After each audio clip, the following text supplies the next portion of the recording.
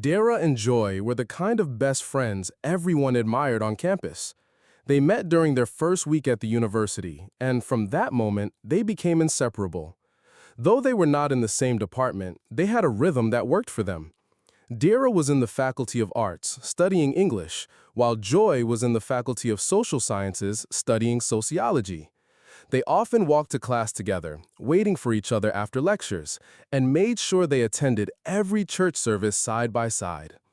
They were more than just friends. They were sisters by choice. If Dara bought a new dress, Joy wore it the next Sunday to church. If Joy had a little extra pocket money, she would take Dara to a small eatery just off campus for fried rice and chicken. They confided in each other about everything, from family issues to secret crushes. There were no walls between them. It was on one of those slow Tuesday afternoons that John first entered the picture. He was one of the most popular boys on campus, tall, dark, and with the kind of confidence that made people turn when he walked by. He played basketball, drove a silver Toyota Corolla, and had a reputation for dating multiple girls at once. Dara had seen him around and often joked about how dangerously attractive he was. She once told Joy, in a playful but serious tone, that she had a huge crush on him but would never get involved because of his womanizing ways. Joy laughed at the time, agreeing that John was trouble waiting to happen. But things changed quickly. One evening, after fellowship service, Joy mentioned that John had walked her to her lodge because it was late and the streetlights were out. She said it casually, like it was nothing, but Dara noticed the sparkle in her eyes. A week later, Joy told her that John had sent her a message on WhatsApp. The conversation started as friendly banter, but soon became frequent and personal. Dara brushed it off at first. She believed Joy would never actually get involved with someone like John, especially after all the things they had said about him. But the signs became harder to ignore. Joy started talking about how John was not as bad as people thought. She said he was misunderstood, that maybe he had made mistakes in the past but deserved a chance. It was subtle at first, but Dara began to feel a shift in their friendship.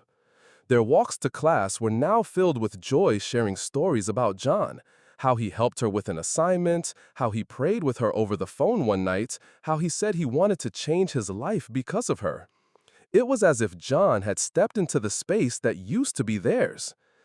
Dara tried to remind Joy of the man's history, but Joy only smiled and said, "People can change." She seemed genuinely happy, and her excitement about John was something Dara could not match, no matter how hard she tried. Still, there was a part of her that felt betrayed. After all, she had confessed her crush to Joy before any of this started. Even if she had never acted on it, that confession had felt sacred. The campus buzz about John and Joy only made things worse. Girls who once bragged about spending time with John now whispered behind Joy's back, some with envy and others with disbelief. Dara found herself caught between wanting to defend her friend and wishing the relationship would fall apart.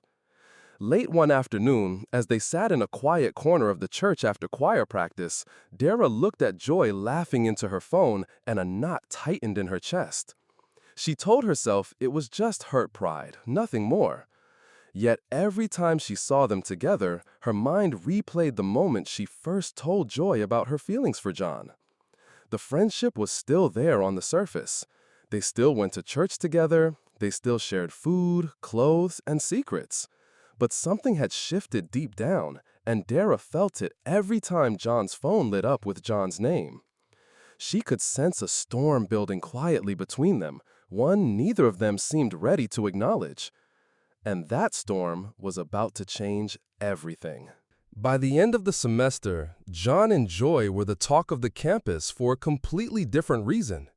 John had changed. His friends noticed he no longer stayed out late at parties. The girls who used to boast about being with him complained that he ignored their calls.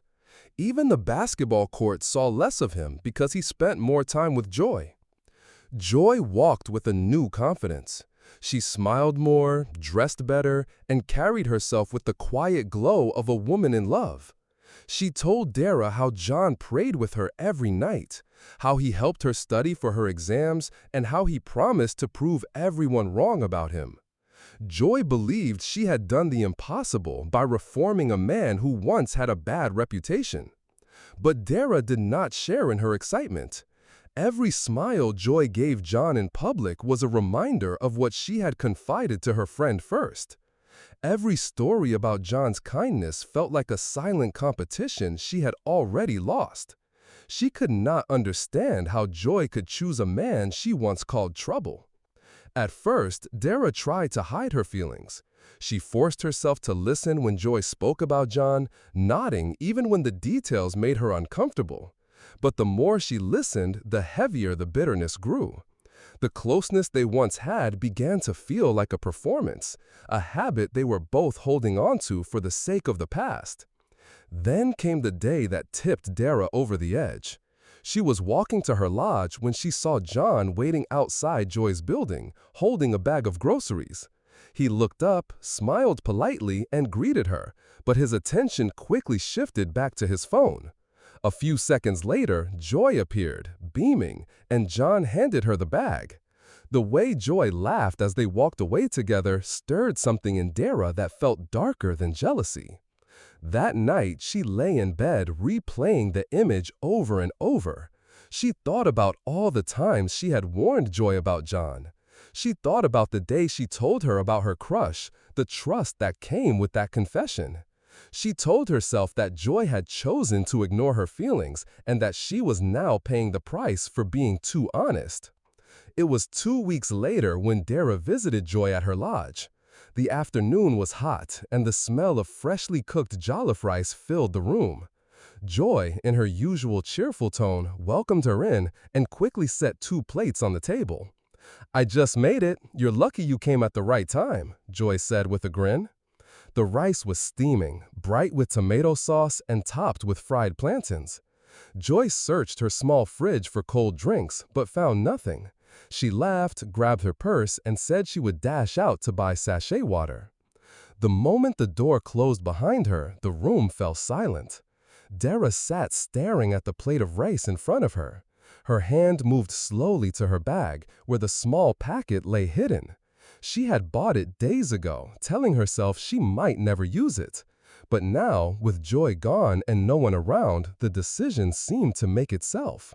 Her fingers trembled slightly as she tore it open and sprinkled the contents over Joy's plate. The smell of the rice masked any trace of it. She stirred it lightly with a spoon, then sat back down just as she heard Joy's footsteps in the hallway. Joy returned with 2 sachets of water, slightly breathless from the short walk. She placed one in front of Dara, sat down, and they began to eat. They talked about church, classes, and a mutual friend's upcoming birthday. It felt almost like old times, the conversation flowing easily, the laughter genuine. But beneath Dara's calm smile, her thoughts were heavy, and with every bite Joy took, she felt a strange mix of satisfaction and dread. Before long, Dara glanced at her phone and pretended to receive a call. She apologized, saying she needed to get back to her lodge. Joy waved her off with a smile, completely unaware of what had just happened. The late afternoon sun streamed faintly through Joy's thin curtains as she cleared the plates from the table. Dara had left just moments ago, and the room still carried the faint sound of their shared laughter. Joy was content. It felt good to sit with her best friend and eat like they used to. She rinsed the plates quickly and went to sit on her bed with her phone. It started as a small cough, the kind she thought might be from a grain of rice stuck in her throat. She reached for her sachet water, tore it open with her teeth, and took a sip. But instead of relief, the cough deepened. Her chest tightened sharply. She leaned forward, holding her stomach. Then it hit her. A sudden wave of pain shot through her body, and she doubled over, gasping. Her hands flew to her mouth as the taste of iron filled it.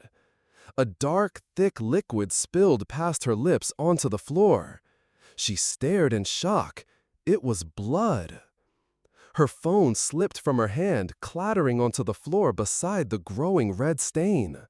Another violent cough racked her body, and more blood followed. She tried to stand, but her legs buckled under her. Her hands trembled as she reached for the wall for support. In the room next door, one of her lodge mates heard the sound and knocked.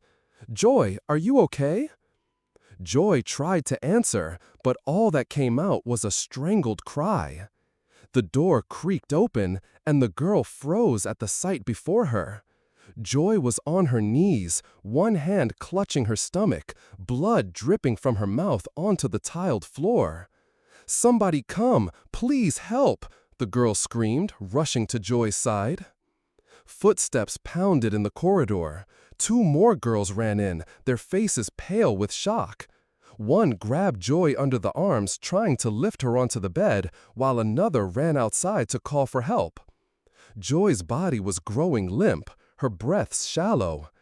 Every cough brought up more blood, staining her chin and the front of her blouse. The air in the room was filled with panic. Someone tried to wipe her face with a towel, but the bleeding would not stop. Another lodge mate knelt beside her, holding her hand, whispering for her to stay awake. Joy's eyes fluttered open briefly. She looked around at the familiar faces, confusion flickering in her gaze. She wanted to speak, to tell them what she was feeling, but the pain swallowed her voice. Her head fell back as another coughing fit overtook her, and more blood pooled on the floor.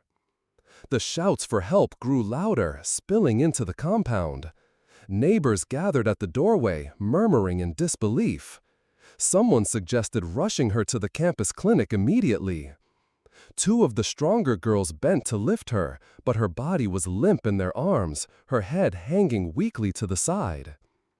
In the midst of the chaos, no one noticed the untouched sachet of water on the table, or the fact that only Joy's plate of rice was left half-finished. The room smelled faintly of tomato stew, but the metallic scent of blood overpowered everything. Outside, a small crowd began to gather, whispering and speculating about what might have happened. But inside the lodge, the focus was on Joy's fading strength. The girls who carried her out moved quickly, their sandals slapping against the dusty compound as they made for the gates. Joy's breaths were shallow now, her fingers twitching weakly. Her vision blurred, but she could still hear the voices around her, urgent and frantic. Her mind felt heavy, weighed down by the suddenness of it all. As they disappeared down the road toward the clinic, the lodge room remained open, chairs overturned, the floor stained in red. The laughter from just minutes ago felt like a memory from another life, swallowed completely by the fear that now filled the air.